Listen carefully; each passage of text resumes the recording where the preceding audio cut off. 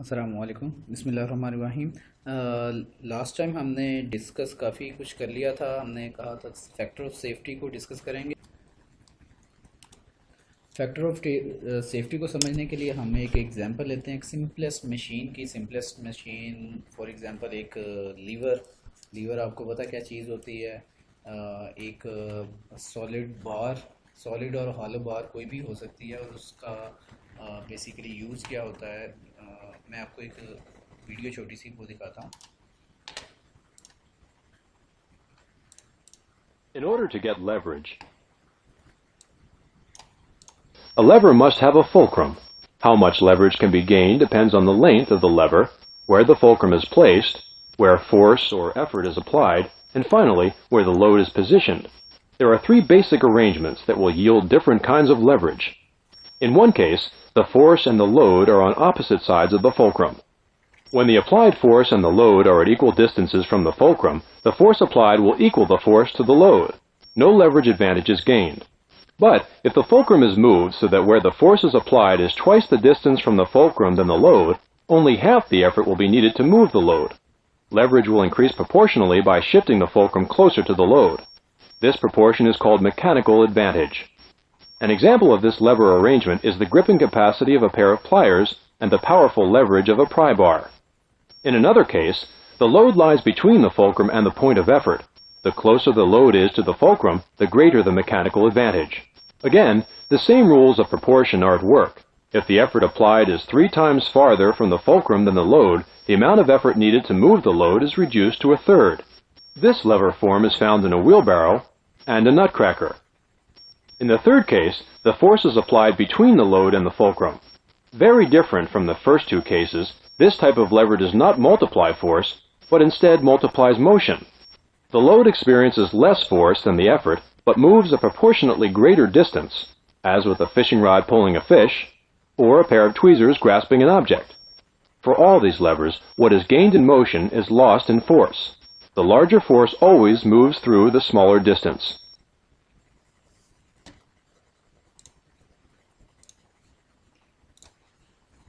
तो बेसिकली ये लीवर एक सिंपलेस्ट मशीन होती है। इसको फॉर एग्जांपल हम एक लीवर को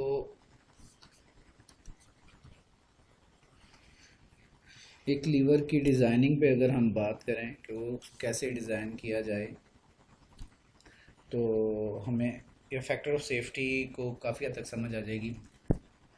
हम ऐसा करते हैं कि फॉर एग्ज़ाम्पल आप सब इंडिविजुअली अपने आप को ये कंसीडर करें, you are going to start a business, और बिज़नेस में आपको पता है कि where you live there is a huge need of levers. Levers का स्टैंडर्ड साइज़ 2 मीटर होता है, और उसकी कॉस्ट जो प्रेजेंटली अवेलेबल लीवर्स हैं, जो फॉर एग्जांपल चाइना से इंपोर्ट हो रहे हैं, इंडस्ट्रीज़ में यूज़ होते हैं लीवर्स। वर्कर्स रूटीन वर्क में काम करते रहते हैं, कभी चीज़ें उठा के उधर रख दी राइट साइड पे, लेफ़्ट साइड पे, कभी ट्रॉलीज़ के ऊपर रख दी। तो ये कॉमनली यूज़ होने वाली चीज़ें हैं, डिफरेंट स्टैंडर्ड साइज़ में आते हैं। ठीक है। तो अगर आपको पता है कि फॉर एग्जांपल 2 मीटर साइज़ वाला एक लीवर, फॉर एग्जांपल अगर वो 700 का मार्केट में अवेलेबल है, ठीक है, 700 रुपीज़ का चाइना से इंपोर्ट होने के बाद वो मार्केट में अवेलेबल है।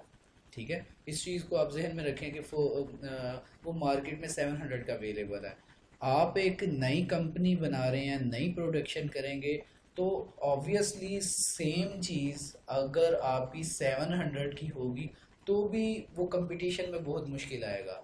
अगर उसकी लाइफ ज़्यादा होगी तो हाँ, फिर ये है कि वो फॉर एग्जांपल कि हो सकता है कि वो फिर लोग कहें कि ये लाइफ में अच्छा है शायद। ठीक है, कोई किसी एक आध ने टेस्ट किया तो ऐसा ऐसा फेमस हो जाती है चीज़ कि फलां कंपनी जो कि एक लोकल मेड है, उसकी उसके लीवर्स इतनी जल्दी फेल नहीं होते, नहीं टूटते, उनकी लाइफ अच्छी है, तो वो फिर आप compete कर पाएंगे। लेकिन ज़्यादा अच्छी चीज़ है कि अगर 700 रुपीज़ की एक आइटम वो मार्केट में अवेलेबल है, तो आप 650, 680, 660 के करीब, मतलब एक थोड़ी सी प्राइस कम करके बेचेंगे, तो फिर वो एक अच्छी चीज़ जो है ना, वो आपका बिजनेस वो बनेगा। ठीक है। मार्केट में अवेलेबल अगर 700 की चीज़ आपने 650 में लेके आनी है, और ज़्यादा अच्छा है कि आप उससे अच्छी लाइफ भी दें 650 में, तो फिर जो भी हज़ारों लाखों की सेल हो रही है आपके कंट्री में, आपके रीजन में, तो वो आपकी सेल हुआ करेगी। ठीक है। तो वो फिर ज़्यादा लोग शिफ्ट कर देंगे आप पर। और यही बेसिकली बिजनेस के उसूल हैं कि किसी तरीके से आप सस्ती और कम पैसों वाली इंजीनियरिंग ऐसे इस्तेमाल करें कि उसमें मटेरियल कम से कम इस्तेमाल हो। जितना कम मटेरियल इस्तेमाल होगा उतना बेसिकली वो चीप चीज़ बनेगी, सस्ती चीज़ बनेगी, अफोर्डेबल चीज़ मिलेगी, क्योंकि इंडस्ट्रीज़ ने जब परचेज़ करनी होती है हज़ारों में करनी होती है चीज़ें। ठीक है। तो 1000 को आप अगर 700 से मल्टीप्लाई कर दें, तो ये 7 लाख का अगर जो है ना, वो एक ही दिन भी सेल हो सकती है आपकी 7 लाख की चीज़ें। तो ये छोटी छोटी जो चीज़ें होती हैं, ये ज़्यादा बल्क क्वांटिटी में बेसिकली सेल होती हैं। तो खैर, हम अपने डिज़ाइन प्रोसीजर पे आते हैं कि रिक्वायरमेंट ये है कि हम किसी तरीके से उसकी प्राइस भी कम से कम लेके आएँ और उसकी लाइफ भी अच्छी हो, जो कि अवेलेबल है। ठीक है। मार्केट में अवेलेबल है। तो हम ऐसा करते हैं कि चाइना के बने हुए जो लीवर हैं, उनको कंपटीशन में लेके आते हैं। अच्छा, हम अपने डिज़ाइन प्रोसीजर की तरफ आते हैं कि हमें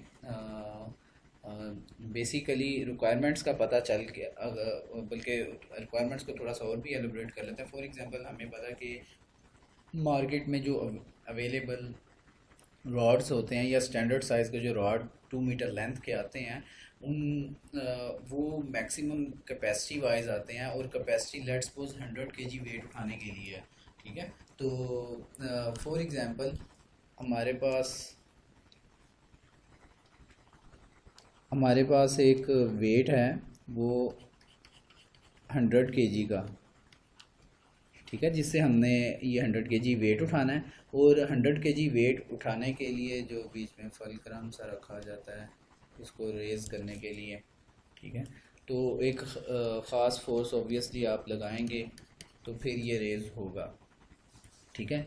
तो बाकी लीवर कैसे वर्किंग करता है उस वो हम स्टार्ट में वीडियो देख चुके हैं। तो हम डायरेक्टली आ जाते हैं कि किसी भी चीज़ की डिज़ाइनिंग करनी है, तो सबसे पहले आपने मटेरियल सेलेक्ट करना है कि मटेरियल कौन सा सेलेक्ट करें। तो फॉर एग्ज़ाम्पल, अगर हम यहाँ पर वुड की स्टिक इस्तेमाल करते हैं 100 kg को उठाने के लिए।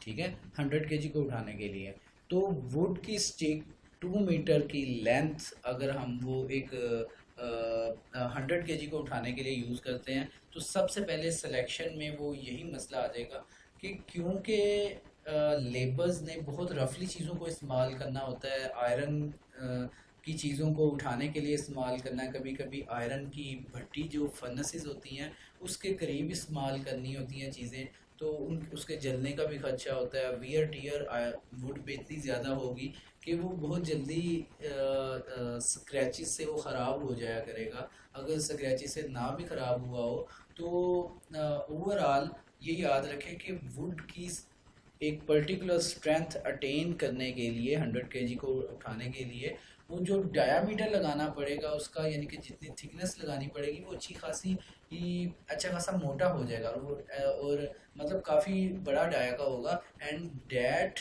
Big dia lever will not be a handy one, तो वो इजी नहीं होगा यूज़ करने के लिए। ठीक है। तो वो सिलेक्शन बहुत इन अप्रोप्रिएट होगी कि हम वुड का कोई लीवर बेसिकली मार्केट में इंट्रोड्यूस करवाएं, जो कि ऑपरेटिंग एनवायरनमेंट की कंडीशंस जो हैं उसको मीट भी ठीक तरह नहीं करता, तो लिमिटेशंस आएंगी, और ये एक नए मटेरियल की चीज़ जो होगी ना, वो शुरू में ही शायद रिजेक्ट हो जाए। और इतना ज़्यादा मटेरियल लगाने से हो सकता है कि वुड जो है इस 700 से भी ज़्यादा, 2 मीटर लेंथ, 700 से भी ज़्यादा कॉस्टली पड़ जाए। एक तो ये बड़ा डाय का बनेगा, हाथ में ग्रिपिंग आसानी से नहीं आएगी, और इसके जलने का भी और वियर एंड टीयर का खर्चा, तो ये एक अच्छी सिलेक्शन नहीं है। तो हम इसको भी वुड को क्रॉस कर देते हैं। सेकंड, प्लास्टिक में भी सेम रिजर्वेशंस ये वुड वाली ही हैं, जलने का खर्चा, वियर एंड टीयर का, और इसी तरह प्लास्टिक भी अच्छा खासा कॉस्टली हो जाएगा। अगर हम 100 kg को उठाने के लिए इसका डाया ज़्यादा करते हैं तो ये भी अच्छा खासा कॉस्टली हो जाएगा। तो ज़्यादा मटेरियल लगेगा, जितना ज़्यादा मटेरियल लगेगा चीज़ कॉस्टली हो जाएगी। तो एक चीज़ याद रखिएगा, सबसे चीपेस्ट मटेरियल जिस स्ट्रेंथ वाइज है ना, जो स्ट्रेंथ वाइज चीपेस्ट मटेरियल जो हमें मिलेगा, जो मल्टी डायमेंशनल वो जिसकी एक्टिविटीज़ हो सकती हैं, ऑपरेटिंग प्रोसीजर्स डिफरेंट हो सकते हैं, उनमें भी वो काम करे, वो कास्ट आयरन ही है, सॉरी माइल्ड स्टील ही है। कास्ट आयरन के बाद जो माइल्ड स्टील हम बनाते हैं ना, तो वो माइल्ड स्टील थोड़ा सा फ्लेक्सिबल होता है, जर्क्स को बर्दाश्त कर लेता है, स्ट्रक्चरल मटेरियल के तौर पर यूज़ होता है। तो वो माइल्ड स्टील काफ़ी हद तक कॉस्ट जो है ना वो चीप हमें मिल जाती है चीज़। जैसे माइल्ड स्टील की रिबाज हम अपने घर बनाते वक्त घरों में सरिया यूज़ करते हैं ना, वो भी माइल्ड स्टील की है। इसी तरह आपका जितना भी रूटीन चीज़ें आपको बाहर नज़र आ रही होती हैं स्ट्रक्चर की बनी हुई, वो ज़्यादातर माइल्ड स्टील MS मटेरियल होता है। तो mild steel is a good choice जब हमें स्ट्रेंथ भी चाहिए होती है और एक हैंडी सी चीज़ चाहिए और वाइब्रेशन एनवायरनमेंट में भी काम करना है। तो तीसरी चीज़ MS, इससे अलावा जितने भी मटेरियल्स हैं, चाहे वो एलुमिनियम है, ब्रॉस है, स्टेनलेस स्टील है, जितने भी है वो सब का सब जो है ना अपनी स्ट्रेंथ वाइज काफ़ी कॉस्टली हैं। एलुमिनियम जो है वो ऑलमोस्ट 500-600 पर केजी है, ठीक है। इसी तरह स्टेनलेस स्टील भी वो 250 या 300 पर केजी से स्टार्ट हो के आगे 1500 2000 पर केजी तक उसकी वैल्यू मूव करती है, जबकि माइल्ड स्टील जस्ट 110 रुपीज़ पर केजी ऑलमोस्ट अभी भी अवेलेबल है आजकल के रेट में भी।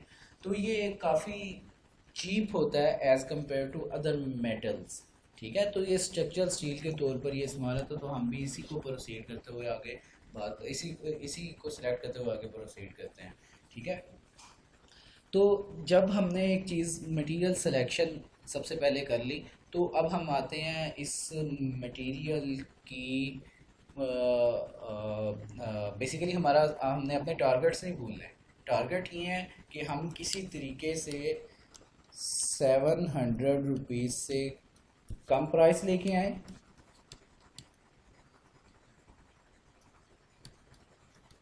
ठीक है। और इसके अलावा हम क्या करें, प्राइस के अलावा इसकी लाइफ, ठीक है, इसकी लाइफ जो है ना उसको इंक्रीज़ करें, ठीक है। इसकी लाइफ को भी इंक्रीज़ करें। लाइफ मतलब स्ट्रेंथ, अगर स्ट्रेंथ इसकी इंक्रीज़ होगी तो इसकी लाइफ भी इंक्रीज़ कर जाएगी, ठीक है। लाइफ और स्ट्रेंथ लिख देते हैं हम साथ, ठीक है। लाइफ और स्ट्रेंथ जो है ना इसकी इंक्रीज़ हो। तो ये हमारे टारगेट है लीवर का, 2 मीटर का ही बनाना है सेम। अच्छा, अब हम आगे चलते हैं कि हमने माइल्ड स्टील चूज़ कर लिया, मटेरियल चूज़ कर लिया। एक चीज़ याद रखें, जब भी डिज़ाइन की बात करनी है मैकेनिकल के अंदर, तो आपने स्ट्रक्चरल डिज़ाइन की, मैकेनिकल स्ट्रक्चरल डिज़ाइन की बात करेंगे तो सबसे पहले मटेरियल की स्ट्रेस स्ट्रेन डायग्राम हम बनाएंगे, ठीक है। स्ट्रेस स्ट्रेन डायग्राम मटेरियल की याद रखें, हर मटेरियल का अपना अपना बिहेवियर है, ठीक है। हर मटेरियल का अपना अपना बिहेवियर है और वो कांस्टेंट बिहेवियर है। Stress strain diagram is a characteristics of particular material. जो भी मटेरियल आप बात करें, माइल्ड स्टील है, माइल्ड स्टील की एक ख़ास जो आपको उसका बिहेवियर है ना, कि फॉर एग्जांपल वो स्टार्ट होता है, ठीक है, स्ट्रेट लाइन, उसके बाद उसमें यील्डिंग आना स्टार्ट होती है और उसके बाद अल्टीमेट आती है, फिर रप्चर होता है। तो ये जितने भी पॉइंट्स हैं बेसिकली याद रखें, इनकी एक ख़ास वैल्यू हमें मिलती है, ठीक है, ये एक्सपेरिमेंट करके लोगों ने करेक्टरिस्टिक्स बुक्स में पब्लिश की हुई हैं, इंटरनेट पे रिसर्च पेपर्स में पढ़ी हुई हैं। फॉर एग्जांपल माइल्ड स्टील की जो स्ट्रेस स्ट्रेन डायग्राम है ना वो ये वाली है। इसमें यील्ड स्ट्रेंथ जो सिग्मा वाई है ना उसकी वैल्यू 350 मेगा पास्कल है, ठीक है, और ultimate value sigma you 450 MPa mega pascal, ठीक है, 450 मेगा पास्कल है। और ये जो पहला पॉइंट है इलास्टिक रीजन या प्रोपोर्शनल लिमिट तक, यहाँ तक जो रीजन होता है सारा इलास्टिक लिमिट, उसके बाद प्लास्टिक लिमिट होती है, ये हमें अच्छी तरह पता है।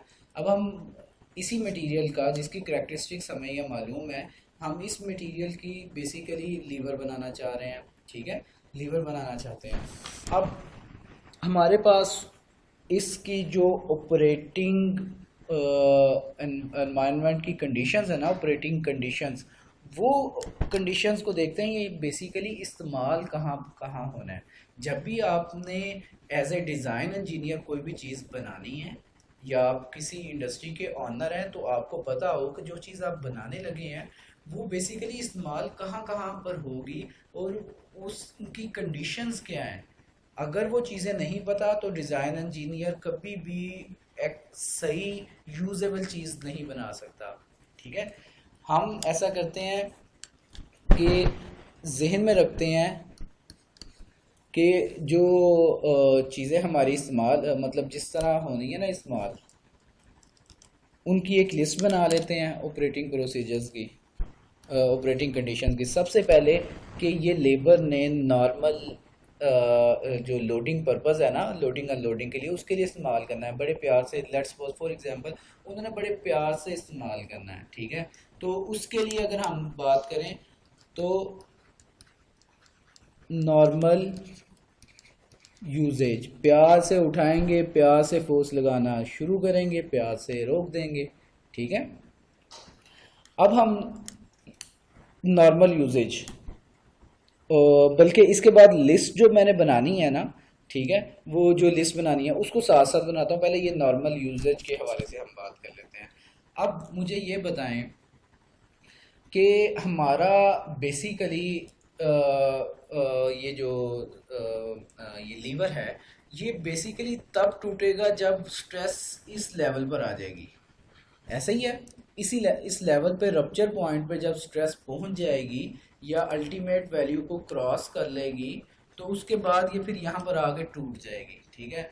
यानी कि अगर हम 100 kg लोड उठाते हैं और फोर्स लगाते हैं उसके अकॉर्डिंग 100 kg अगर लगाते हैं और ये लीवर ऐसे टूट जाता है, यहाँ से ऐसे क्रैक हुआ और ये टूट गया, ठीक है, हमारा लीवर फॉर एग्जांपल इस तरह अगर हो गया तो इसका मतलब है ये टूट गया है, ठीक है। तो ये लीवर हमारा टूट गया तो ये यहाँ से क्रैक हो जाएगा जहाँ पे फलक्रम रखा हुआ है। तो अगर ये ब्रेकिंग हो गई तो इसका मतलब है उसने ये वाला पॉइंट अचीव कर लिया था, ठीक है, अल्टीमेट। और ये अल्टीमेट पॉइंट और रप्चर पॉइंट बेसिकली उसमें आ गए और मटेरियल सेपरेट हो गए हुए हैं अलोंगेशन के बाद, ठीक है, अलोंगेशन के बाद। तो हम इसको टूटने से बचाने के लिए एज अ डिज़ाइन इंजीनियर आप मुझे बताएं, अपने थोड़ा सा रिप्लाई अपने जहनों में आप सोचें, क्या आप कभी पसंद करेंगे कि इस लीवर के ऊपर फोर्स लगाने और लोड रखने के बाद इसके इस सरफेस इस रीजन में, ठीक है, इतनी स्ट्रेस जनरेट हो, इसके इस जगह पर ये जो मटेरियल है यहाँ पर इतनी स्ट्रेस जनरेट हो कि वो अल्टीमेट से ज़्यादा हो जाए, ठीक। कभी भी क्या आप ये चीज़ पसंद करेंगे? ऑब्वियसली आप कहेंगे कि नहीं इतनी नहीं होनी चाहिए वरना टूट जाएगा। तो कितनी होनी चाहिए? आप कहेंगे कि इसके अंदर जो जनरेट हो रही है ना स्ट्रेस, ठीक है, जो इसके अंदर स्ट्रेस जनरेट हो रही है वो बेसिकली अल्टीमेट से कम कम होनी चाहिए ताकि वो परमानेंट ब्रेकिंग से बच जाए। तो वो कितनी होनी चाहिए, ठीक है, वो कितनी उस स्ट्रेस को मतलब कितना होना चाहिए वैल्यू को, अगर हम कहें कि अल्टीमेट से कम हो जाए अल्टीमेट से ज़्यादा ना हो, तो लेट्स सपोज हम कहते हैं कि 450 अल्टीमेट की वैल्यू थी, क्या हम इसके अंदर 440 मेगा पास्कल, ठीक है, 440 मेगा पास्कल अगर इसके अंदर हम अटेन करवा लें तो क्या वो हमारे लिए एक्सेप्टेबल है? अब तो नहीं टूटेगी, ऑब्वियसली टूटेगी तो नहीं, लेकिन ये क्या हमारे लिए एक्सेप्टेबल है? It is a big question. तो इसके ऊपर अगर आप में से बहुत सारे लोग ये कह रहे हैं कि ये एक्सेप्टेबल है, तो ये भी इतनी अच्छी अप्रोच नहीं है। वो क्यों? वो इस वजह से कि तक अभी तक हमने ये बात की है कि ये टूटे ना, लेकिन ये 440 मेगा पास्कल एक ऐसी जगह पर है जो कि पूरे का पूरा प्लास्टिक डिफॉर्मेशन है, और प्लास्टिक डिफॉर्मेशन का प्लास्टिक रेंज है। तो प्लास्टिक रेंज का मतलब ये है कि अगर किसी भी मटेरियल में प्लास्टिक रेंज वाली स्ट्रेस जनरेट हो जाती है या यील्ड स्ट्रेंथ से ज़्यादा स्ट्रेस उसमें आ जाती है, तो वो परमानेंटली डिफॉर्म हो जाएगा। हमारा लीवर पहले थोड़ा सा टेढ़ा होगा, लीवर जो है वो थोड़ा सा टेढ़ा होगा पहले, ठीक है, वो प्लास्टिक डिफॉर्मेशन में जाएगा। तो आप कभी भी क्या ऐसा पसंद करेंगे कि आप 100 kg का कोई लोड उठाएं, ठीक है, 100 kg का लोड उठाएं फोर्स लगाकर, तो वो उसको काम करने के बाद देखें कि लीवर जो है वो टेढ़ा हो चुका है, ख़राब हो चुका है, तो क्या कभी भी ये पसंद करेंगे? कभी भी नहीं। तो हमेशा जब भी आपने मतलब कोई चीज़ डिज़ाइन करनी है, तो आपने मेक श्योर करना है कि इसके अंदर आने वाली प्रोड्यूस होने वाली स्ट्रेसेस वो कभी भी प्लास्टिक रेंज में ना आए। प्लास्टिक रेंज में जब स्ट्रेस जनरेट होगी तो वो परमानेंट डिफॉर्मेशन कर देगी, ठीक है, वो चीज़ को परमानेंटली डिफॉर्म करेगा। तो अब एज ए डिज़ाइन इंजीनियर आप अपने आप को सोचें, तो क्या आप अलाउ करेंगे कि प्लास्टिक रेंज के अंदर अंदर जो जनरेट होनी है मटेरियल के अंदर स्ट्रेस, वो प्लास्टिक रेंज के अंदर अंदर कहीं पे भी आए? ऑब्वियसली नहीं। आप इनकार करेंगे कि इस प्लास्टिक रेंज यानी कि यील्ड स्ट्रेंथ से जहाँ पर मटेरियल जो है ना वो परमानेंटली डिफॉर्म हो सकता है, ठीक है, तो उसके दायरे में पूरे में वो ना आए जो अंदर जनरेट हो रही है स्ट्रेस। ओके, तो ये हमने इंश्योर कर लिया कि प्लास्टिक रीजन में अंदर जो स्ट्रेस प्रोड्यूस हो रही है वो नहीं आनी चाहिए। जो जो स्ट्रेस प्रोड्यूस हो रही है उसका क्या नाम होता है? हमने डिस्कस किया काफ़ी ज़्यादा। अगर हम स्ट्रेस को मेजर कर रहे हैं, अगर हम स्ट्रेस को देख रहे हैं कि stress is force per unit area, अगर हम ये मेजर कर रहे हैं हर दफ़ा स्ट्रेस जो हमने वैल्यू लेनी है ना force per unit original area, तो जो स्ट्रेस आएगी वो इंजीनियरिंग स्ट्रेस, जैसा कि हमने लास्ट लेक्चर में बात की है कि वो इंजीनियरिंग स्ट्रेस कहलाती है, ठीक है, जो अंदर पैदा होने वाली स्ट्रेस होगी वो इंजीनियरिंग स्ट्रेस होगी, ठीक है। और इसी तरह अगर हम स्ट्रेस की बात करें, अगर हम स्ट्रेस की बात करें कि stress is force per unit area, लेकिन ये इंस्टेंटेनियस एरिया है कि आहिस्ता आहिस्ता अगर उसमें डिफॉर्मेशन आ रही है, एरिया में वो चेंज हो रहा है, तो स्टेप बाय स्टेप जो एरिया चेंज हो रहा है वो भी हम पुट कर रहे हैं। तो इसको स्ट्रेस को क्या बोलते हैं? स्ट्रेस, ट्रू स्ट्रेस, ठीक है, ट्रू स्ट्रेस या actual true stress, actual stress या एक्सपेरिमेंटल, ठीक है। एक्सपेरिमेंटल स्ट्रेस थोड़ा सा कंट्रोवर्शियल वर्ड जो है ना वो है, कंट्रोवर्शियल है, क्योंकि एक्सपेरिमेंटल स्ट्रेस दोनों के लिए भी इस्तेमाल हो सकता है, इंजीनियरिंग और ट्रू स्ट्रेस वगैरह के लिए, ठीक है। तो हम इसको एक्सपेरिमेंटल स्ट्रेस जो है ना इसको ज़रा काट लेते हैं। हम ऐसा बात करते हैं कि इंजीनियरिंग स्ट्रेस और ट्रू स्ट्रेस या एक्चुअल स्ट्रेस, ठीक है। और हमें लास्ट लेक्चर में हमने ये भी बात की थी कि with in elastic limit engineering stress, true stress ये बराबर होती हैं, ठीक है, ये सेम एक ही ग्राफ पर आ रही होती थी, ठीक है। तो जो अंदर जनरेट होती है ये तो हमारा मतलब वो बात हो गई कि जो स्ट्रेस अंदर जनरेट हो रही होती है ना उसको हम कहते हैं engineering stress with in elastic limit है, तो ट्रू स्ट्रेस बी कह सकते हैं, वो सेम ही होगी, इंस्टेंटेनियस से करें या ए नॉट ओरिजिनल एरिया से स्ट्रेस लेके करें, ठीक है। तो ट्रू स्ट्रेस या एक्चुअल स्ट्रेस, ठीक है। तो स्ट्रेस का कोई भी नाम हम इसमें से चूज़ कर सकते हैं कि जो अंदर जनरेट हो रही है, ठीक हो गया। तो इन चीज़ों को ज़रा आपने याद रखना है, मैं इसको रिमूव कर रहा हूँ।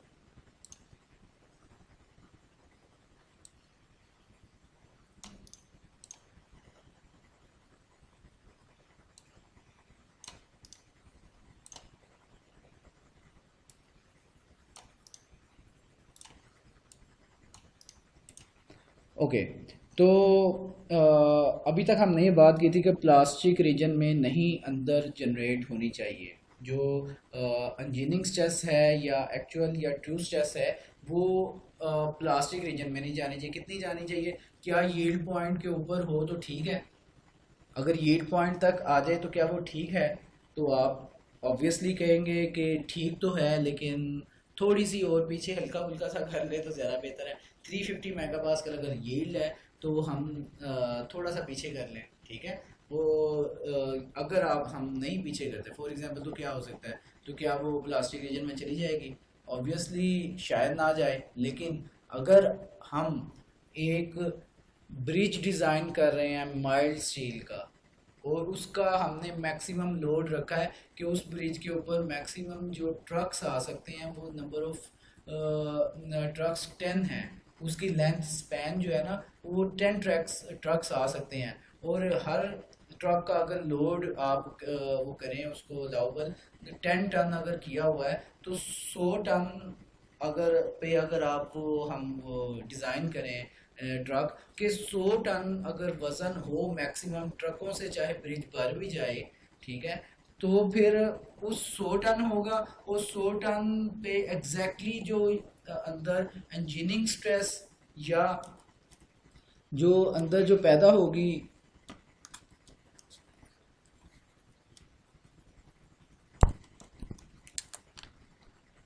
अंदर जो पैदा होगी स्ट्रेस, वो इस पॉइंट पर होगी जो कि सिग्मा ई सिग्मा टी ट्रू या सिग्मा एक्चुअल, ठीक है। तो अंदर जो जनरेट होगी वो 350 मेगा पास्कल होगी। 100 ट्रक सॉरी 10 ट्रक्स आ जाएं तो वो 100 टन पूरा अगर हो जाए तो वो इतना होगा। लेकिन क्या हम इस चीज़ को एक्सेप्टेबल करेंगे कि 10 ट्रक 100 टन पूरा अगर वज़न लेकर आ गए, ट्रैफिक जैम हो गई, और उसके बाद ट्रक के ऊपर अगर एक चिड़िया भी आकर बैठ जाती है, तो क्या हमें एक्सेप्टेबल है कि हमारा ब्रिज जो है वो प्लास्टिक डिफॉर्मेशन में थोड़ा सा चला जाए, वो परमानेंटली बेंड हुआ? कितना बुरा लगेगा कि ये 3 ए और बी के सेक्शन के बच्चों ने वो डिज़ाइन किया है, ठीक है।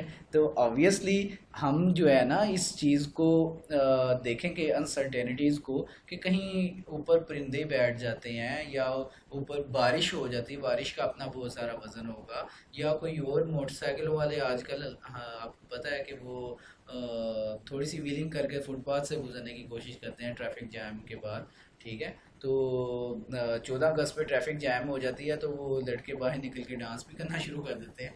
तो ये सारी चीज़ें मैटर करती हैं कि आपने अनसर्टेनिटीज़ को किस तरह डील करना है। आप कभी भी ऑन दी एज नहीं रहेंगे, ठीक है। तो मुझे याद है काफ़ी अर्सा पहले मैंने एक कुरान मजीद की एक आयत पढ़ी थी। अल्लाह ताला ने बताया था कि एक गुडरिया है, वो एक बादशाह की सल्तनत के करीब अपनी बकरियां चरवाता है, तो उसको चाहिए कि उस बादशाह की सल्तनत की बाउंड्री के करीब करीब जो वो घास है ना, वो अपनी बकरियों को वहाँ पर ना चरवाए। अगर गलती से उसकी बकरियां उस बादशाह की सल्तनत में चले जाएं, चले गई, तो उस गुडरिये को फिर सज़ा मिलेगी, वो बादशाह सज़ा देगा, ठीक है। तो इस बात में बेसिकली सिर्फ ये गुडरिये और बादशाह और ये सज़ा बकरियों का सिर्फ जिक्र नहीं है, एक अल्लाह ताला ने जनरल रूल बताया है कि कभी भी अपनी चीज़ों को ऑन दी एज नहीं रखना चाहिए, अनसर्टेनिटीज़ को जहन में रखना चाहिए। तो ये डिज़ाइन का बकायदा एक रूल है कि आप जितनी भी पॉसिबल अनसर्टेनिटीज़ होती हैं उनको जहन में रखते हुए जो हो सकती हैं सवियर से सवियर, ठीक है, इसके अलावा जल्जले भी आ सकते हैं उस ब्रिज पे और बहुत बहुत कुछ हो सकता है। तो इसका ये मतलब नहीं है कि वो फेल हो जाए, तो आप उस अनसर्टेनिटीज़ को जहन में रखते हुए इसको थोड़ा सा पीछे लेके आते हैं हम, ठीक है। For example as a design engineer हम बात करते हैं कि लीवर को, ठीक है, जिसके ऊपर नॉर्मल यूजेज होना है उसने फोर्स लगानी है लेबर ने, और ये जो वेट है 100 kg का इसको रेज कर लेंगे, ठीक है। इसको रेज करके तो वो उसके अंदर फॉर एग्जांपल लेट्स सपोज हम ये बात करते हैं कि उसमें जो पैदा होने वाली अब स्ट्रेस है ना, मैं रेड से यूज़ करता हूँ ताकि हम ऑरेंज से यूज़ कर लेते हैं। तो अब जो एक्सेप्टेबल हमारी चीज़ है, एक्सेप्टेबल चीज़ ग्रीन से चलिए शुरू कर लेते हैं।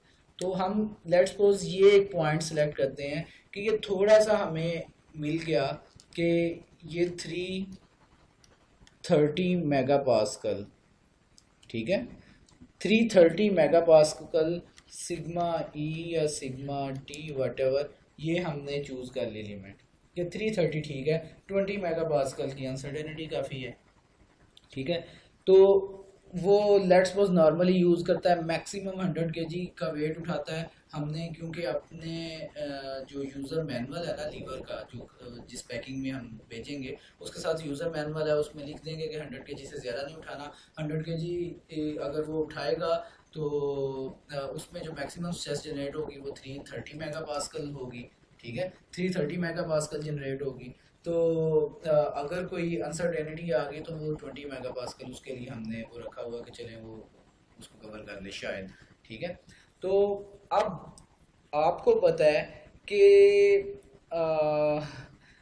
टीचर की, जैसे टीचर के क्लास में ना होने से बच्चों की अनसर्टेनिटीज़ वो बच्चों को ही पता होती हैं, टीचर को नहीं पता। इसी तरह आप चाहे फैक्ट्री के ऑनर भी क्यों ना हो जाएं, आपको लेबर की अनसर्टेनिटीज़ का नहीं पता, वो पीछे आया कि नॉर्मली उसको इस्तेमाल करते हैं, ठीक है, उसको नॉर्मल इस्तेमाल करते हैं या उठा उठा के ज़ोर से भी मारते हैं, कोई घर से लड़के आया होता है तो वो सख्ती से भी चीज़ों को इस्तेमाल करता है, वो जर्क्स लगा लगा के झटके लगा लगा के लीवर को इस्तेमाल करेगा, आपका काम करेगा, ठीक है। कोई बहस हो गई है, कुछ भी हो गया, तो वो काम करने के बाद उसी आयरन की स्टिक को उठा के ज़मीन पे पटक के भूसा निकाल सकता है।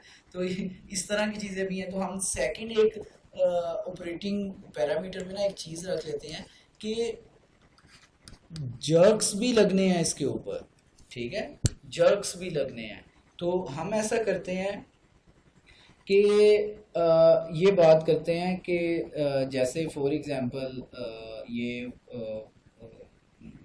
अगर हम बात कर रहे थे ना अल्टीमेट स्ट्रेंथ 450 है, ठीक है, अल्टीमेट स्ट्रेंथ 450 है, तो और हमने कहा थी 330 ठीक है। तो ये 330 और 450 का आपस में क्या रिलेशन बनता है। फॉर एग्जांपल अगर हम बात करें कि 450 डिवाइडेड बाय 330 और ये किसके बराबर आता है,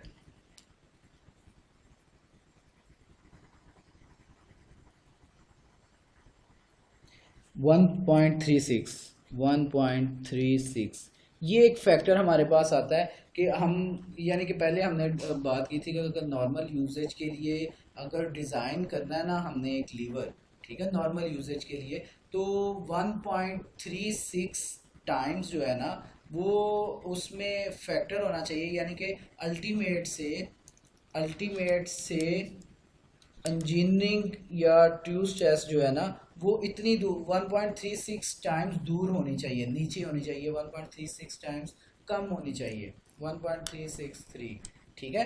तो वो इतनी दूर होनी चाहिए।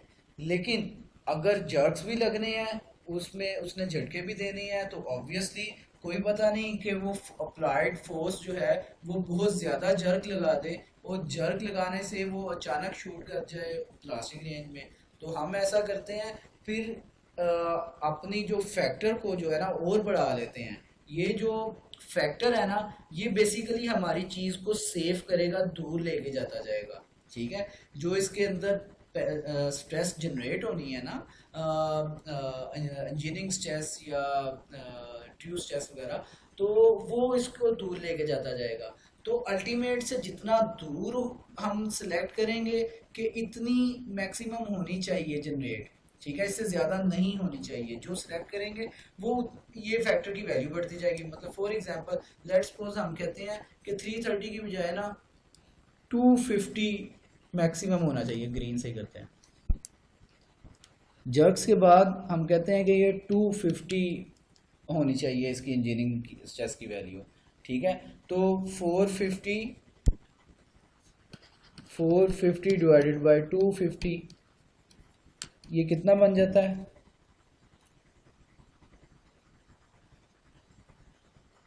1.8। तो फैक्टर हमारे पास 1.8 आ गया। हमने बात की कि अगर वो उसने नॉर्मल यूज़ करना है या जर्क्स के साथ रैंडमली यूज़ करना है लेबर ने, तो एट लीस्ट अल्टीमेट से हमारी जो इंजीनियरिंग स्ट्रेस की वैल्यू है ना, इसको इतना दूर होना चाहिए, ठीक है। हम अलाउ करते हैं कि इसके अंदर पैदा होने वाली इंजीनियरिंग स्ट्रेस की वैल्यू वो 250 से ज़्यादा ना हो।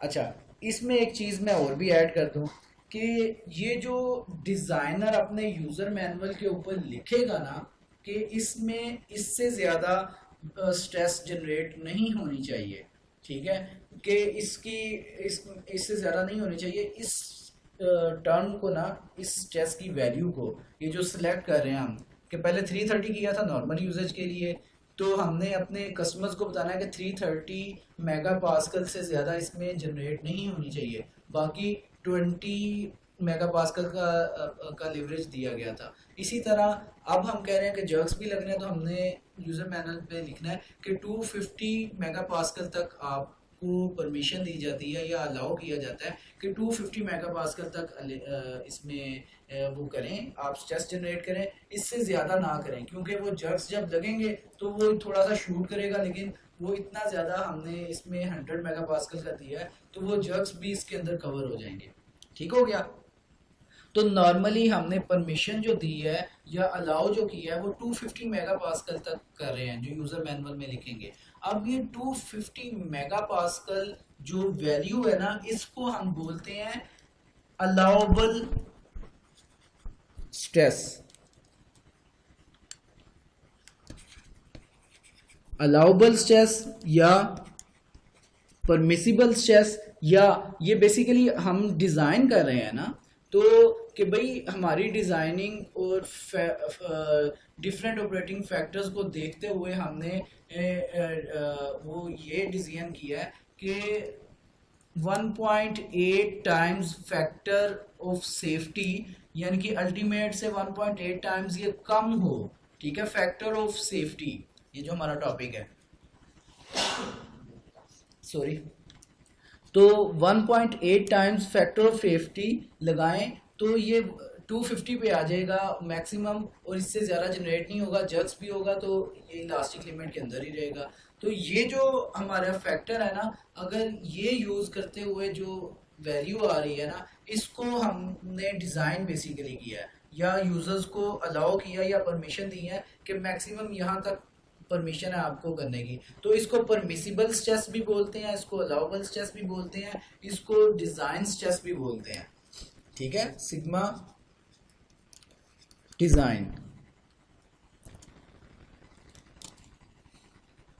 ओके, इसके अलावा भी इसका एक नाम हम यूज़ करते हैं कि हम जिस वैल्यू पर बेसिकली अपने यूज़र्स को अलाउ करें कि वो उस वैल्यू तक वर्किंग कर सकते हैं, ठीक है, तो वो मतलब वर्किंग कर सकते हैं। तो इस स्ट्रेस को बेसिकली एक और नाम से भी जाना जाता है, वर्किंग स्ट्रेस के तौर पर, ठीक है। तो स्ट्रेस वर्किंग, इन सारे वर्ड से ना आपने कंफ्यूज नहीं होना। तो अलाउबल स्ट्रेस जो आप अलाउ कर रहे हो यूज़र्स को कि वहाँ तक काम कर लें, या परमिशन दे रहे हैं परमिसिबल स्ट्रेस, या आपने जो डिज़ाइन की है बेसिकली कि ये फैक्टर्स हैं, तो इतनी वैल्यू जो है ना वो डिज़ाइन हमने की है, तो ये रिकमेंडेड है। तो डिज़ाइन स्ट्रेस के तौर पे भी, वर्किंग स्ट्रेस सिग्मा डब्ल्यू या सिग्मा वर्किंग के तौर पर भी इसको जाना जा सकता है। तो ऐसे ही मेरे पास एक ये एक पेज है, इसमें भी मैंने कुछ चीज़ें डिफाइन की हुई हैं। डिज़ाइन स्ट्रेस, सेफ स्ट्रेस, ठीक है, सेफ स्ट्रेस के तौर पे भी कह सकते हैं, working stress, permissible stress, allowable stress. तो ये सारे के सारे जो नाम हैं ये बेसिकली एक ही स्ट्रेस के नाम है जो आपने आखिर पर रिकमेंडेशन देकर तो फाइनलाइज करना होता है, यूज़र मैनुअल में लिखना होता है और यूज़र्स को बताना होता है कि इससे ज़्यादा ना करें। तो इन चीज़ों से आपने कंफ्यूज नहीं होना। मैं अभी आपको ये दो तीन नाम यूज़ किया करूँगा, sigma allowable, sigma permissible, design या वर्किंग, इन्हीं नामों से। तो इन नामों से आपने कंफ्यूज नहीं होना कि ये डिफरेंट हैं या नहीं है, ये एक ही हैं। और क्यों है ये भी चीज़ें हम बात कर चुके हैं, ठीक हो गया।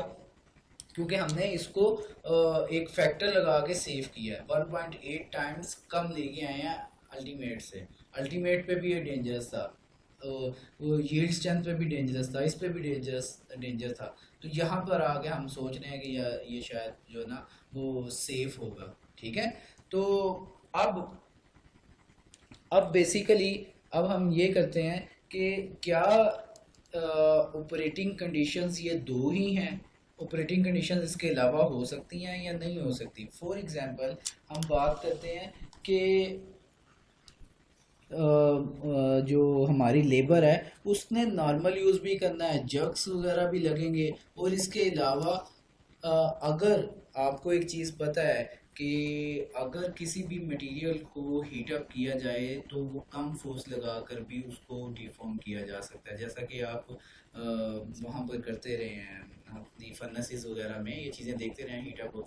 अगर ये फर्नेस वाले एनवायरनमेंट में ये चीज़ यूज़ हो या किसी ऐसी जगह पर यूज़ हो जहाँ पर आयरन मेल्टिंग का काम हो रहा है, या जहाँ पर टेम्परेचर ज़्यादा है, या जहाँ पर मैग्नेटिक फील्ड्स हैं जो कि अफेक्ट करती हैं अंदर स्ट्रेसेस को, तो टेम्परेचर एनवायरनमेंट या मैग्नेटिक फील्ड, ठीक है, इस तरह की अगर वो चीज़ें हैं तो वहाँ के लिए भी क्या यही फैक्टर 1.8 यूज़ कर ले तो वो काफ़ी होगा? हरगिज़ भी नहीं। ये याद रखें कि जब टेम्परेचर वाला इन्वायरमेंट है तो वो हम ये जर्क्स वगैरह भी यूज़ करें तो वो बड़ी जल्दी बेंड हो जाया करेगा, परमानेंटली डिफॉर्मेशन में वो स्ट्रेस भी आ सकती है। तो हम ऐसा करते हैं, इसको मज़ीद सेव करने के लिए हम इसको मज़ीद नीचे लेके आते हैं। वो प्रैक्टिकली डाटा भी हमारे पास होता है कि कितनी टेम्परेचर पे कितना बैंड हो जाता होता है, ठीक है। तो वो एक एक्सपीरियंस भी होगा। तो हम इसको ऐसा करते हैं 1.8 की बजाय हम इसको 3.0 या 3.5 जो है ना उस पे ले आते हैं, ठीक है। तो यानी कि हम ये चीज़ फाइंड आउट कर लेते हैं कि ये कितनी है। फॉर एग्जांपल हमने 450 डिवाइडेड बाय ये चीज़ फाइंड आउट कर लेते हैं कि 250 की बजाय आप कितनी रखें। तो यहाँ पर हमने 3.5 रख लेते हैं कि टेम्परेचर इन्वायरमेंट है, कोई पता नहीं होता, ठीक है। तो हम ऐसा करते हैं, इसको फाइंड आउट 450 डिवाइडेड बाय 3.5, तो ये हमारे पास 128.5, तो 128 हमारे पास वैल्यू आ गई, ठीक है। तो कि भाई 128.5 अगर हम रखें, ठीक है, तो फिर ये जो है ना काफ़ी सेफ होगा, मतलब ये यहाँ पर आ जाएगा ऑलमोस्ट 128। हम इसको राउंड ऑफ कर लेते हैं, 130 कर लेते हैं, ठीक है, 130। तो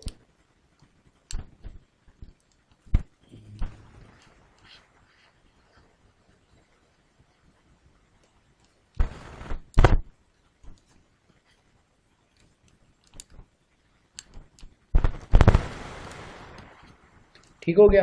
तो 130 लेट्स सपोज हमने अब सिलेक्ट किया। अब हमारी basically sigma allowable, sigma permissible, sigma design और वर्किंग स्ट्रेसेस की वैल्यू जो हमारी रिकमेंडेशन है वो 130 मेगापास्कल है कि 130 से ज़्यादा नहीं होनी चाहिए, ठीक है। तो जैसे जैसे हमारे ऑपरेटिंग फील्ड्स डिफ़िकल्ट होती जाएंगी, वैसे वैसे हम हमारी जो रिकमेंडेशंस है ना कि इसके अंदर इतनी स्ट्रेसेस आनी चाहिए, इतनी नहीं आनी चाहिए, ठीक है, वो भी वो भी ना वो होता जाएगा, हाई होता जाएगा, हमारा फैक्टर ऑफ सेफ्टी जो है ना, सेफ्टी हमारी बढ़ती जाएगी, ठीक है, हम ज़्यादा दूर होते जाएंगे। अच्छा, आप में से बहुत सारे स्टूडेंट्स ये शायद ऑब्जर्व कर रहे हैं कि बेसिकली हमारा सेफ्टी फैक्टर बढ़ाने से इम्पैक्ट क्या हो रहा है, ठीक है, इम्पैक्ट बेसिकली क्या हो रहा है। अब मैं थोड़ा सा ना बाकी ऑपरेटिंग पैरामीटर्स जो है ना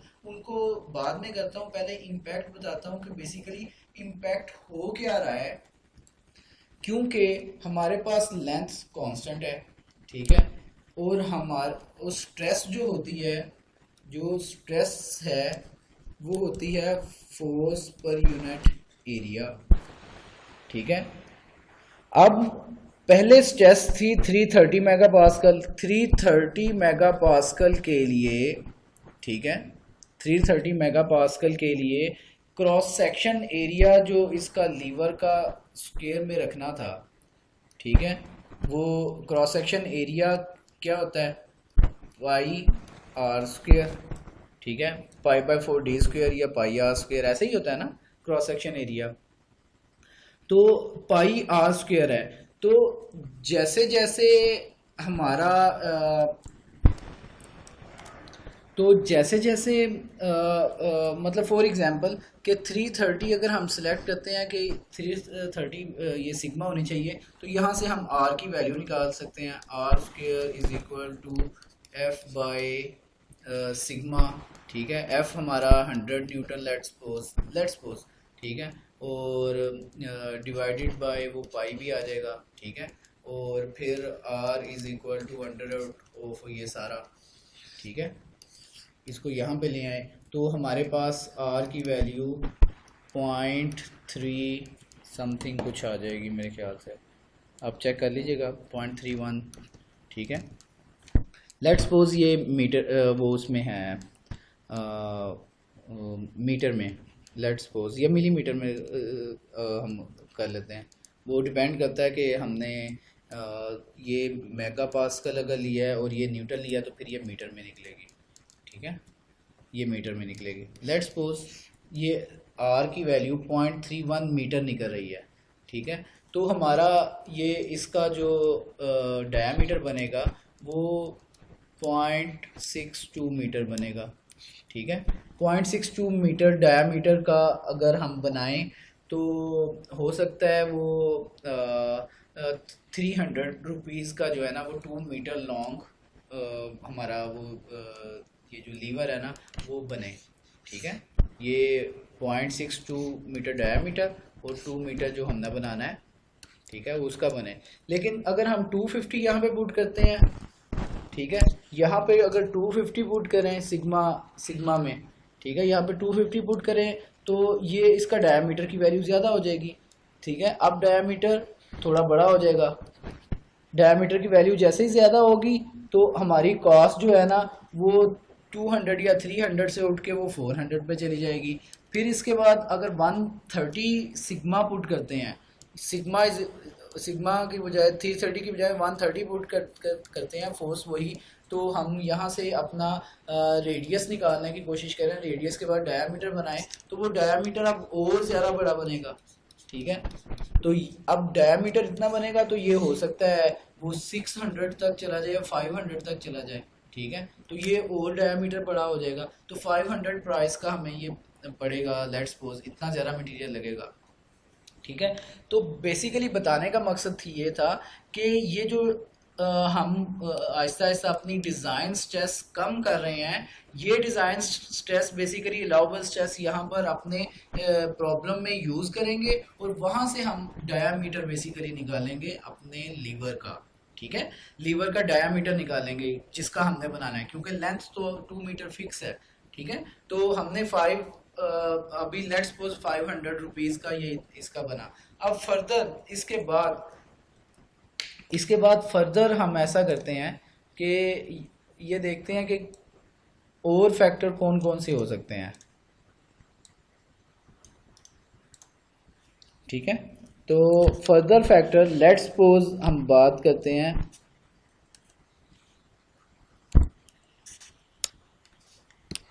फोर्थ फैक्टर कि ये एक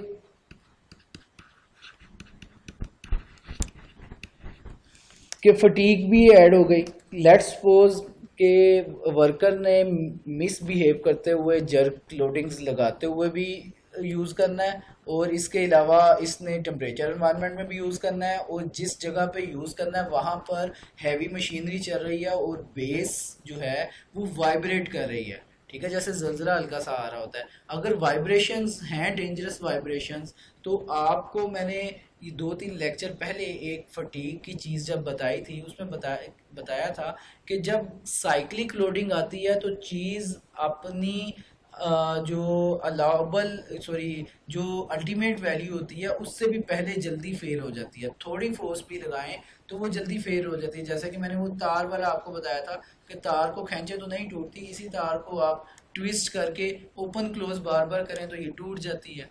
ठीक है, जल्दी टूट जाती है। वैसे ज़्यादा जोर भी लगाते हैं टेंसाइल फोर्स तो वो नहीं टूटती, लेकिन फटीग फेलियर मतलब फटीग फोर्स जब लगाते हैं साइक्लिक लोडिंग यानी कि, तो वो जल्दी टूट जाती है। तो वाइब्रेशन फील्ड या फटीग फील्ड जब होगी चीज़ जल्दी फेल होती है। तो लेट्स सपोज ये लीवर इस्तेमाल होना फटीग एनवायरनमेंट में भी, जहाँ पे टेम्परेचर भी है और आपका लेबर जो है ना वो भी गुस्से में है। ठीक है, तो अब ऐसी जगह पर क्या हम यही वाला रखें 130 ही? नहीं, याद रखें फटीग के लिए कम अज कम 5 से ऊपर, 5 से लेकर 10-12 तक यूज़ होती हैं फैक्टर ऑफ सेफ्टी, जैसे एयरप्लेन्स के अंदर भी यूज़ की जाती हैं। 8, 9, 10, 12 इस तरह यूज़ की जाती हैं। तो हम अब फैक्टर ऑफ सेफ्टी जो यूज़ करेंगे वो और सेव करेंगे इसको। ठीक है, और कितना सेव करें कि लेट्स सपोज हम यूज़ करते हैं 6 यूज़ कर लेते हैं। ठीक है, इस फैक्टर ऑफ सेफ्टी को 3.5 की बजाय 6 यूज़ करते हैं। तो हम ऐसा करते हैं 450 डिवाइडेड बाई हमारी अलाउबल स्ट्रेस की वैल्यू, अलाउबल परमिसिबल डिज़ाइन या वर्किंग स्ट्रेस की वैल्यू क्या हो। ठीक है, वो क्या करें, क्योंकि हमने 6 फैक्टर ऑफ सेफ्टी यूज़ करनी है 6.0। ठीक है, 450 डिवाइडेड बाई 6 कर लें तो हमारे पास ये अलाउबल की वैल्यू भी आ जाएगी। 450 डिवाइडेड बाई 6 तो 75 मेगा पास्कल अगर हम रखते हैं,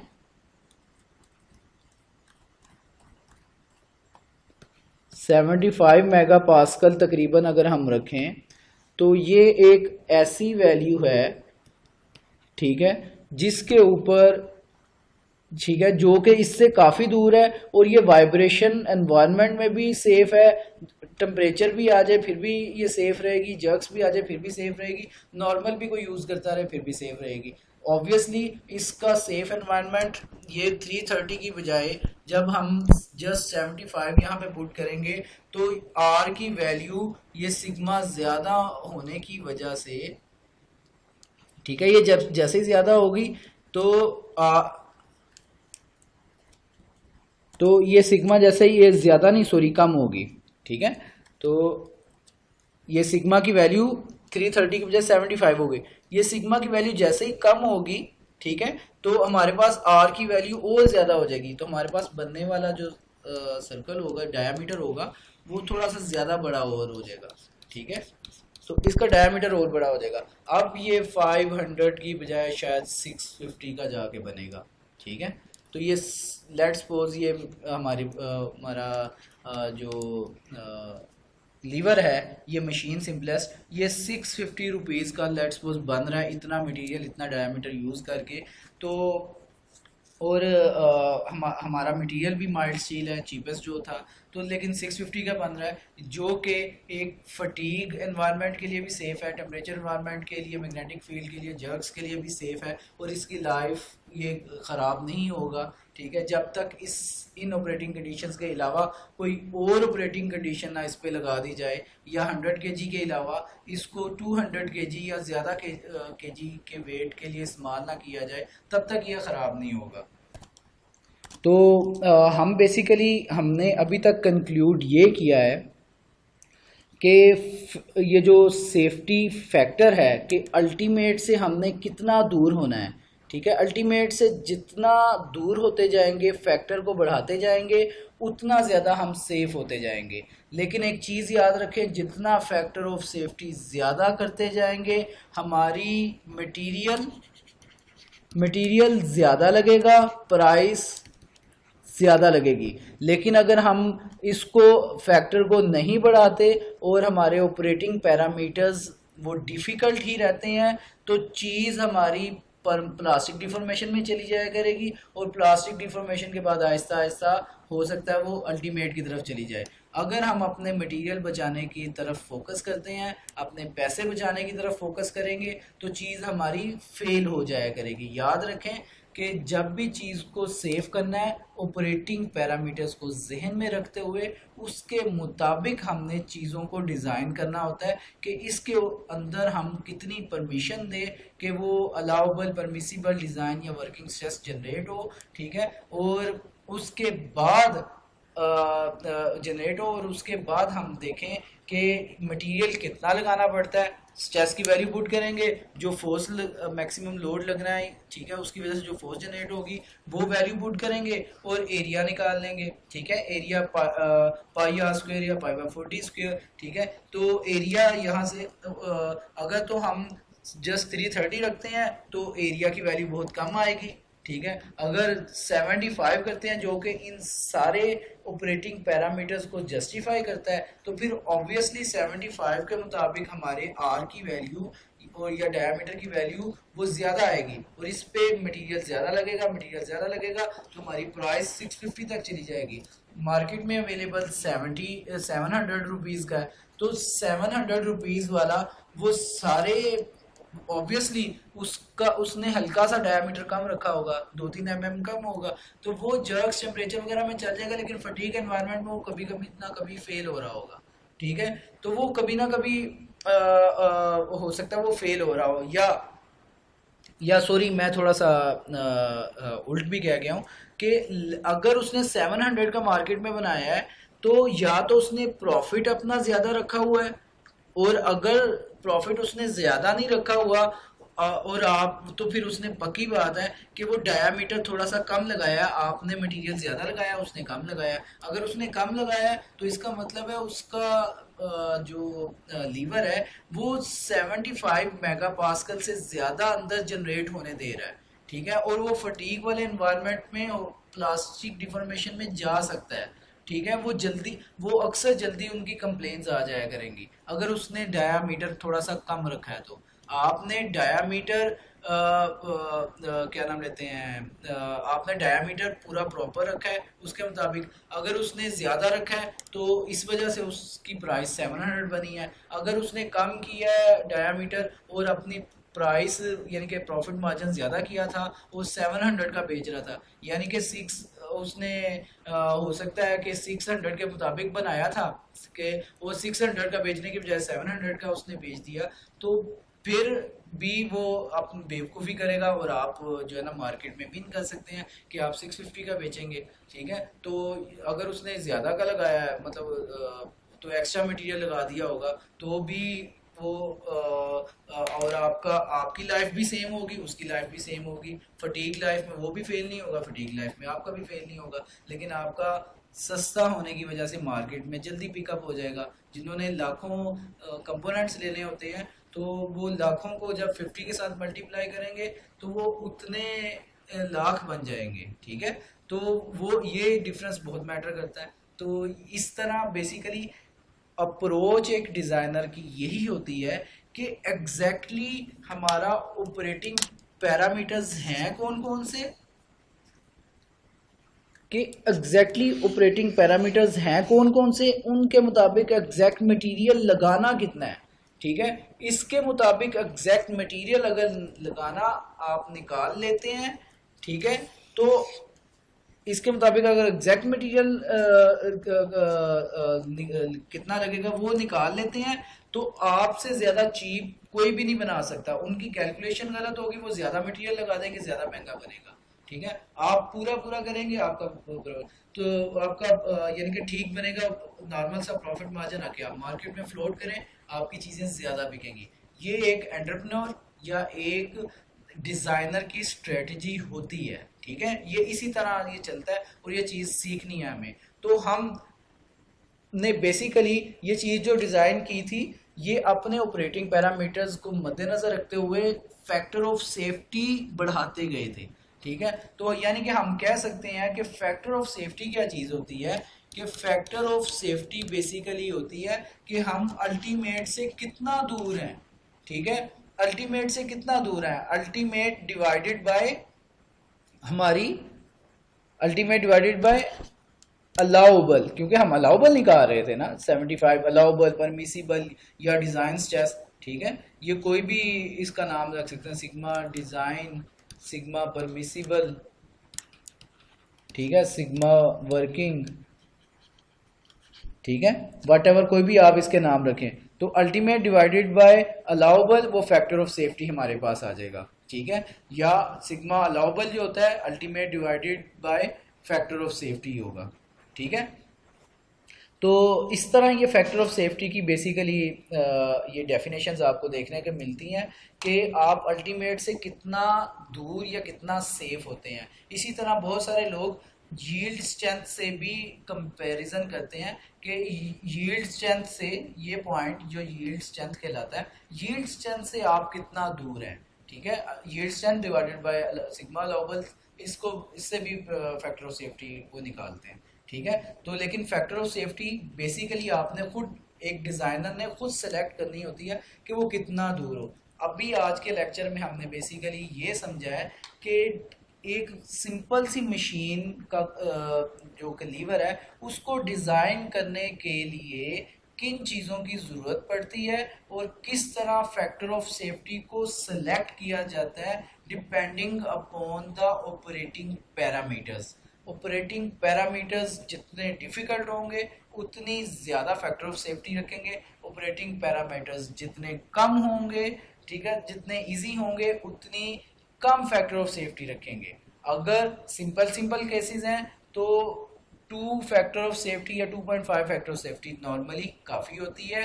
अगर कॉम्प्लेक्स केस है, डेंजरस केस है, न्यूक्लियर पावर प्लांट का एग्जांपल है या एयरप्लेन्स का एग्जांपल है, तो ऐसी जगहों पे फैक्टर ऑफ सेफ्टी बहुत ज़्यादा रखते हुए आपने चीज़ों को डिज़ाइन करना होता है और मटेरियल ज़्यादा लगाना होता है और प्राइसेस ज़्यादा जानी होती हैं। लेकिन वो मटेरियल ज़्यादा लगाना और प्राइस का बढ़ जाना उस चीज़ को जस्टिफाई करता है कि कहीं कोई डेंजरस पैरामीटर अगर ऑपरेट हो गया तो उस वक्त भी वो न्यूक्लियर पावर प्लांट ब्लास्ट ना हो या एयरप्लेन क्रैश ना हो। इस तरह की जितनी डिफ़िकल्ट चीज़ें होती हैं उनमें फैक्टर ऑफ सेफ्टी ज़्यादा रखा जाता है, सिंपल चीज़ों में, नॉर्मल लोडिंग में कम रखा जाता है, ठीक है।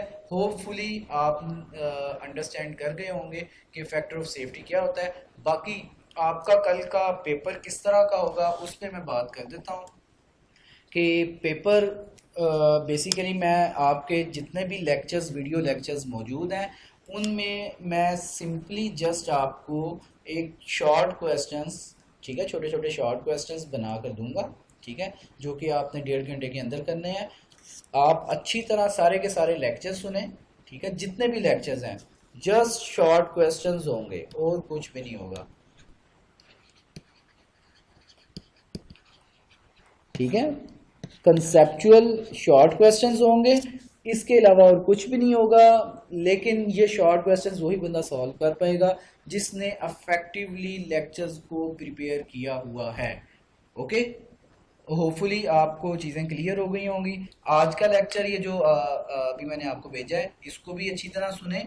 इसमें अगर कोई क्यूरी भी हो, होपफुली नहीं होगी, अगर कोई हुई तो मुझसे पर्सनली आप व्हाट्सएप पे पूछ सकते हैं, ठीक है। वीडियो छोटी सी बना के आप अपना क्वेश्चन करें, मैं आपको इंशाल्लाह रिस्पॉन्ड करूँगा। मैं 12 बजे तक ऑलमोस्ट अवेलेबल हूँगा आपकी हर तरह की क्यूरी को डील करने के लिए, तो किसी किस्म का इशू नहीं है। बाद में मैं सो जाऊँ तो शायद मैं असिस्टेंट आपको ना रिस्पॉन्ड ना कर पाऊँगा, लेकिन आप 12 बजे तक मुझे ना ये कोई भी क्वेरी अगर हो तो मुझे पूछ सकते हैं। बाकी पेपर इंशाल्लाह इजी होगा, लेकिन उसके लिए जिसने लेक्चर अच्छी तरह समझ के पढ़े हुए होंगे, पहले भी समझे हुए हैं, अभी भी वो सुन लेगा, तो एक दफ़ा रिवाइज़ कर लें आप, ठीक है। Best of luck.